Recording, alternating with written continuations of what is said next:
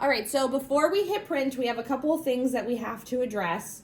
And one of the first things we're going to do is we have to feed the paper through the Afinia label printer and hook it up to the rewinder before we start printing. So we're going to have to grab a paper roll, and this mantle just comes right off, and then you put it on. So the roll should be pretty much flush with this side, and then you're going to tighten it on.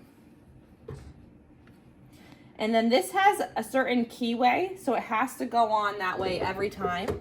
If it gives you issues, you probably don't have it on correctly. So now that that is loaded, we're going to come over to the control panel and hit feed.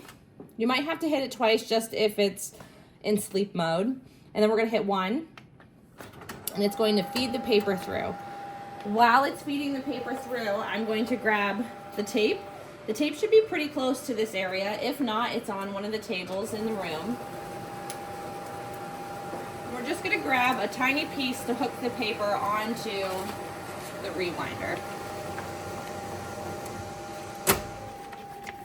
Before you hook it onto the rewinder, you're going to put it underneath the roller.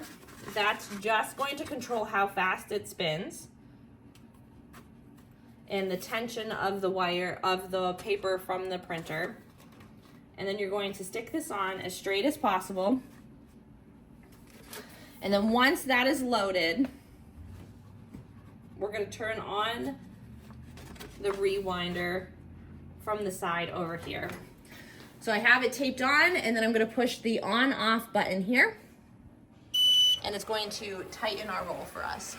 Now it's okay if it's not super straight because we can straighten that out. The tension is here and it looks pretty straight. That's a great thing. So this is ready to be printed from.